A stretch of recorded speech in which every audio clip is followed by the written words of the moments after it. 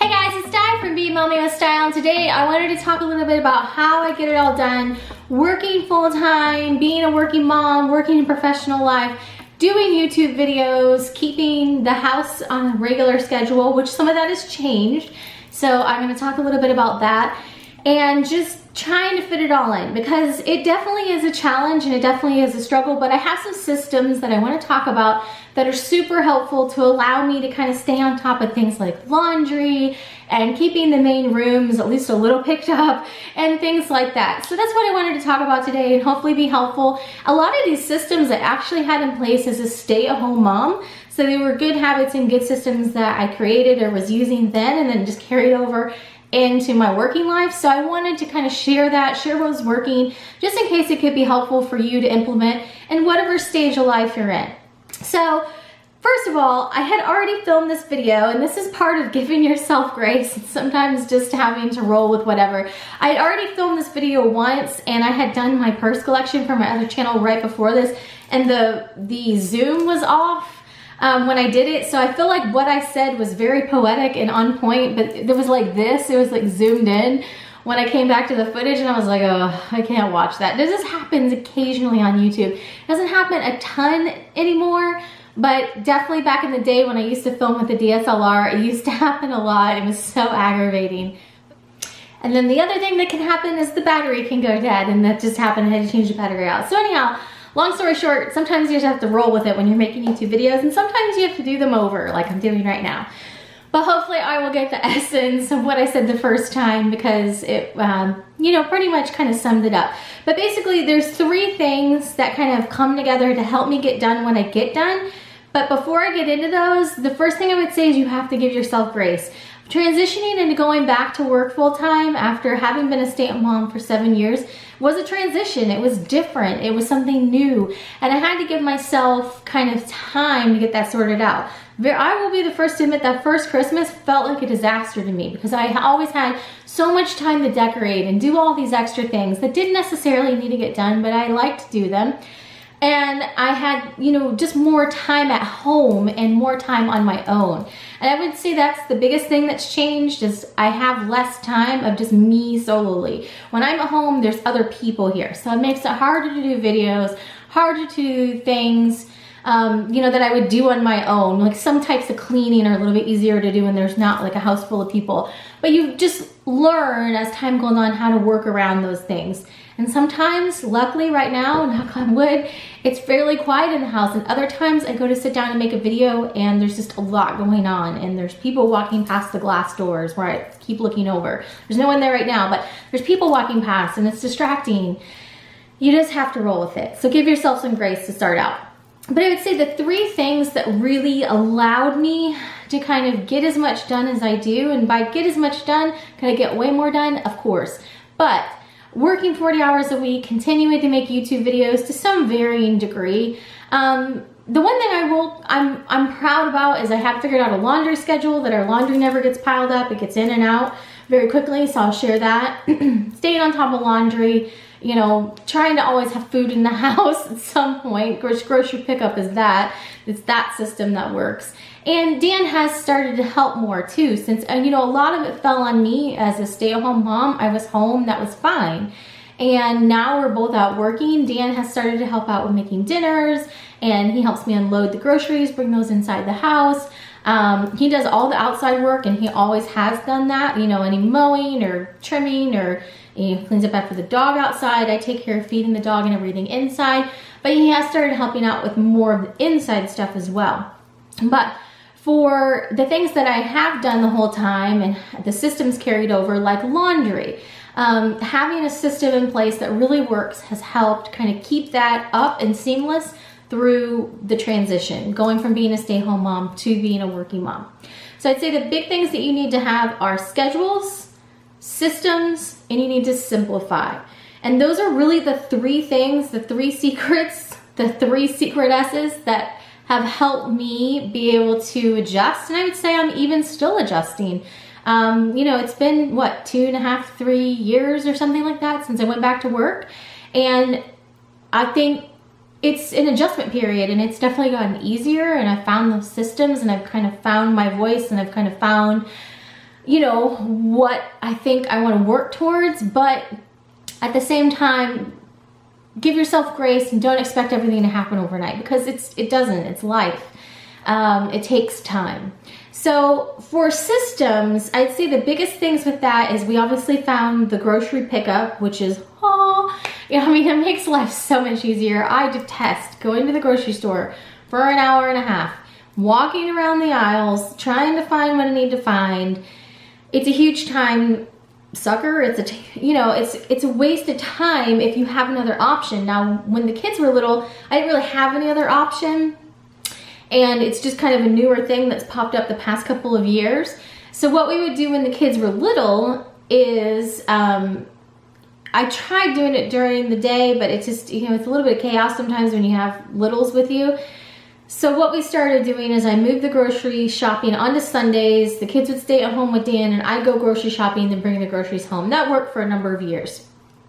Then we went back, when I went back to work, grocery pickup was kind of just starting. It was kind of just starting to be a thing. So we tested it out, really, really liked it. And so now what we do on Sundays is we put everything in the app the night before. On Saturday, we, kind of go through the kitchen, see what we need to put on there, put in the order and pick a time for Sunday. And then I go pick it up and then bring it home and sometimes do a grocery haul and, unload it and put it away. That system has definitely helped ease that a lot for me. So that grocery pickup being available is immensely helpful just due to what we have around us. We don't really have a lot of stores around us. So we do our grocery pickup at Walmart. And so it's free, but it's definitely something, I don't want to say this too loudly so Walmart executives don't hear this, but I would definitely pay for it just because of how much it eases my life. I wouldn't pay like a lot for it, but I would definitely pay for it. Anyhow, I hope they don't start charging for it though. If you're from Walmart, I really appreciate that it is free. And I mean, I don't really have a lot of choice because of where I live. But I shop there because I have to. So, but I guess what I'm saying is if you had a choice of where to shop, that probably would tip the scales for some people. We don't have a choice. So then the next thing is, because we're Kroger shoppers, which y'all know that if you've been watching our grocery hauls for a while, but there is no Kroger within any reasonable distance of where we live. I gave up that very shortly after moving over here. I do miss their wine selection. Anyhow, moving on. So how I get things done, the systems in place make a huge, huge difference. And so for laundry, I've talked about this in other videos, but I wanted to make sure to mention it in this video. I've done this since the kids were babies and I was staying at home with them. Actually, I think I've just literally done this since we got married. Every single person has their own laundry hamper in their own room. So their dirty laundry goes in their laundry hamper. I then take that laundry hamper, except for my husband, he does his own laundry. He's very particular about laundry and making beds. That's back from his military days. So he does his own stuff. But I pick up the hamper that is from their room. I put it either into like a travel hamper and then take it to the laundry room, or some of us have travel, situations with our hampers. And I take them to the laundry room with the dirty clothes, put it in the washer. If it's a hamper that stays in the room, I take it back to the room because I have like these little plastic, flexible hampers. I don't know how, or baskets. I don't know how to explain them, but they're really handy for taking things from room to room. So maybe I'll try to get a little clip to put in here to show you those. I don't know where I got them. I've had them for ages, but they're super, super handy. I used to use them for pom-poms actually when I had my dance studio like a decade, almost 2 decades ago. But they're really super handy for a lot of different things. And so put it in the washer, put it in the dryer. When it comes out of the dryer, I put it in those, plastic baskets, goes back to the room, and put it away. I try to have the kids help me with theirs for everything that they can reach. Natalie's actually very, very good about putting her laundry away. They're 2 different personalities. It is not Isabella's favorite thing to do. But I do try to get her to help me because obviously she's gonna have to move out on her own one day and do it on her own. And then I bring that plastic basket back to the laundry room. So I do that for my laundry, go through that system or that cycle, do it for their laundry. I do it for the towels in the house. I would kind of do towels all at the same time, and then sheets, the same thing. So that's kind of like what my laundry system looks like, and it works really, really well. The other thing that I do is I simplify. And so you know, I struggled with this because we've really gone through like the ebb and flow of like simplify, and you know, after all the car stuff hit, it was like, you know, material stuff doesn't matter, we're just glad everyone's alive. And you know, I go through these periods of time where it's like sell everything and move in an RV and travel around the country, which I don't think we're ever going to do. It's just not practical for us. But you know, I really kind of like ebb and flow wildly from one side to the other. But I will say that simplifying does help when you go back to work if you can simplify certain parts of your day. And for me, that means in the morning. If I can simplify my routine and I have it down to a very specific routine that gets us out the door and going a lot easier than it probably would be otherwise. So I try to minimalize what I have to do in the mornings as much as possible. That being said, I do still pack their lunches in the morning, because a lot of times if they change their minds, they're going to eat at school or not, depending on what they're having. That happens in the mornings. I have tried doing it at night, and I didn't like it for me either. For whatever reason, it works for me to do it in the morning. But that's one way it might simplify it for you. For me, I just prefer to do it in the morning. At night, I'm tired, and I don't like adding anything to my evenings, I guess you could say. That's also my editing time, so I don't want to cut into that. In the mornings, you know, I get up, take my shower, get ready, come out, get my coffee. They're usually up and going by that point because Dan usually, you know, does the waking up, making sure they get up. They both have alarm clocks. And then I'll usually make their lunches. I take like travel drinks with me, either like a travel tea or a travel coffee, and then my water glass. I'll make those, we collect everything, and then get to the car.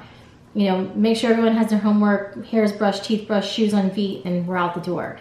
And I've simplified it down to that kind of routine. I have, unfortunately, that does mean that I don't usually ever eat breakfast, which is probably not the most healthy way to start the day. The kids do have options that they get their breakfast while I'm making their lunch or whatever. We usually have Danimals or Go-Gurts or whatever. And usually what happens is Natalie eats breakfast here and then goes to school and eats breakfast there.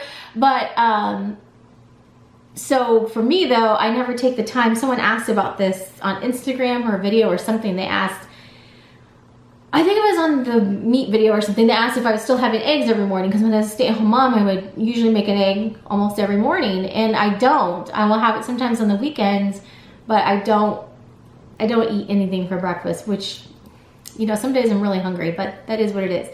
So that's simplified that routine down in the mornings.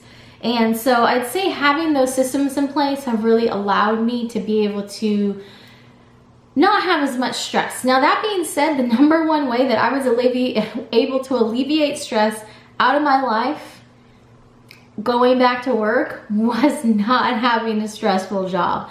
My life now compared to like a year ago is completely different. Or not even a year ago, a year and a half ago. Because I think a year and a half ago I had already like kind of said, I'm not going to be doing this anymore. I'm moving over to this other side, which, you know, supposedly was less stress or whatever. And then I took door C, you know, we've been through all this. If you have stress during the day, you're going to come home and be stressed. And then it's going to transfer over into all of your schedules that you have for getting anything done. And then, you know, you're kind of setting yourself up for cycles there. So I would say, if you go back to work and you're finding yourself starting to get very stressed out, really sit down and evaluate where the stress is coming from.